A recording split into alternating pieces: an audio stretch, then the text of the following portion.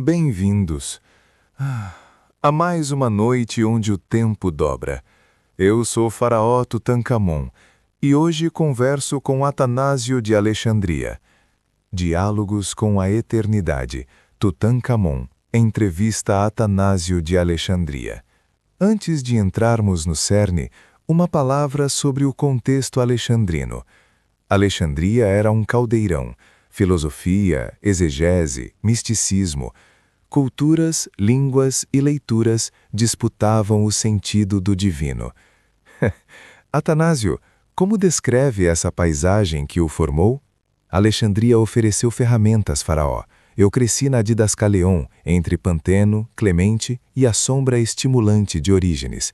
Havia erudição, sim, mas também conflito, ideias que se encontravam e se chocavam. Mas, e isto é crucial, eu mudei a bússola. Não começamos com especulação abstrata. Começamos com a condição humana e a necessidade de salvação. Interessante. Uma viragem da especulação para a soteriologia. Diga-me mais, como isso estrutura sua obra? Por exemplo, em Contra Gentes e De Encarnazione. Em Contra Gentes eu aponto a doença. O homem feito à imagem do Logos perdeu o brilho. Idolatria, queda do sensível para o meramente material. É um diagnóstico antropológico e moral. Em De Encarnazione proponho a cura. Só o próprio artífice, o Logos, poderia restaurar a imagem por dentro. Por isso a encarnação é necessária. Não é um truque jurídico, é a realidade que reconstrói a criatura desde o interior.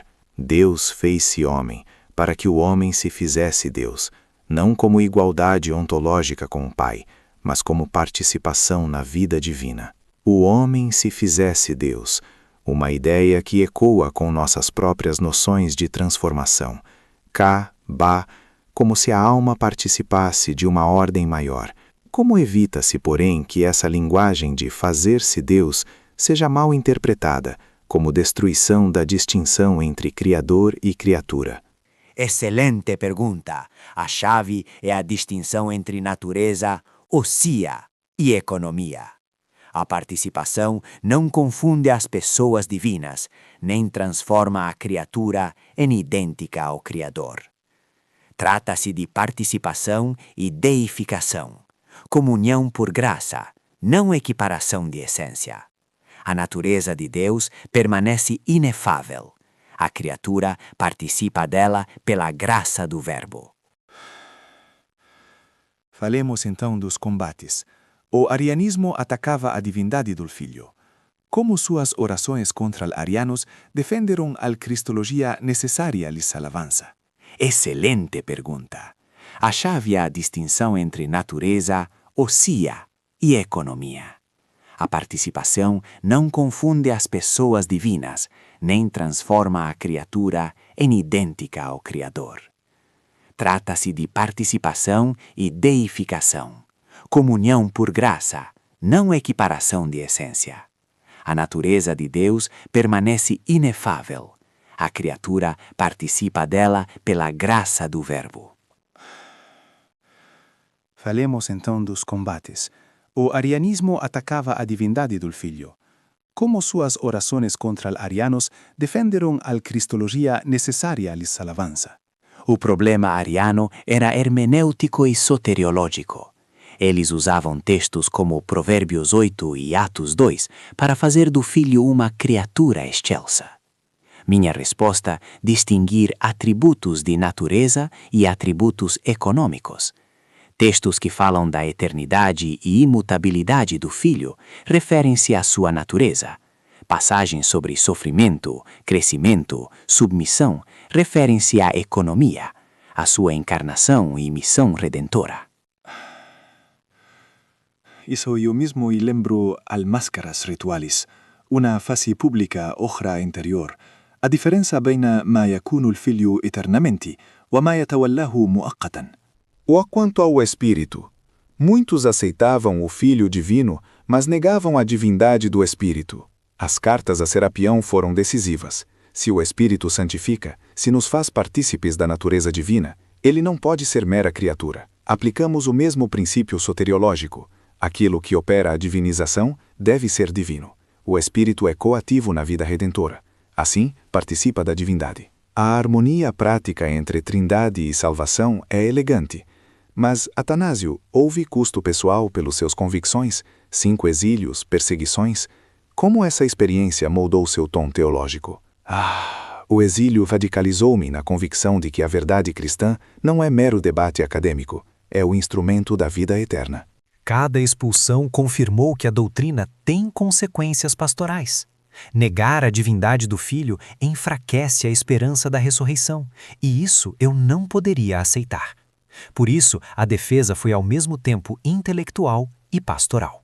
Ademais, a experiência do exílio ensinou-me a linguagem do povo e a urgência pastoral. Não basta vencer argumentos, é preciso proteger as comunidades, orientar o batismo, a pregação, a esperança diante da morte. E confesso, as cartas enviadas durante os exílios forçaram-me a aprimorar uma retórica clara, capaz de levar conceitos altos às vidas simples, liturgia, catequese, sacramentos. Vamos então à Vita Antoni, uma obra que poderia parecer biografia, mas que, como diziam, é teologia encarnada. O deserto, os demônios, Antão como modelo, por que isso importa para sua argumentação? Antão é teologia em ato. O asceta não só viveu a doutrina, testificou que a encarnação tem poder sobre o humano inteiro, inclusive sobre as paixões e as forças angélicas. A vida de Antão mostra que a deificação é prática. Oração, ascese, combate espiritual conduzem à comunhão com o Cristo encarnado. É uma pedagogia da transformação moral e ontológica. Pense, Faraó, no episódio em que Antão enfrenta visões que prometem domínio. Ele não busca domínio pelo poder, mas pela humildade e pela imitação. Isso revela que a graça não é só teorema, é transformação do caráter. Há algo que me intriga. Na tradição egípcia, a imortalidade era frequentemente entendida ritualmente, com fórmulas e funerais. Como Atanásio reconcilia a noção de imortalidade ritual com a ideia cristã de ressurreição e transformação ontológica? A distinção é importante. Rituais podem preservar identidade simbólica. A ressurreição cristã inaugura uma nova ontologia. O corpo é transfigurado, não simplesmente preservado. A encarnação e a ressurreição trazem uma nova criação. A morte é vencida intrinsecamente pelo Verbo que assume carne e incorruptibilidade. Isso transforma nossas expectativas sobre memória, culto e corpo. Por isso, rejeitamos apenas um entretenimento ritual. A salvação cristã reconstrói o humano desde o interior, cura a imagem, restaura a razão, a liberdade, o corpo, tudo em comunhão com Deus. Então a cura que propõe é total, restauração da imagem e transformação da matéria. Isso me leva a perguntar sobre o papel da razão e da filosofia na sua teologia. Você herda Orígenes, mas também o supera? Orígenes deu instrumentos hermenêuticos. Eu os reaplico com uma prioridade diferente. A filosofia auxilia, mas é a Bíblia e a experiência da salvação que ditam as conclusões. Não rejeito a razão. Uso-a a serviço da soteriologia, não como mestra autônoma.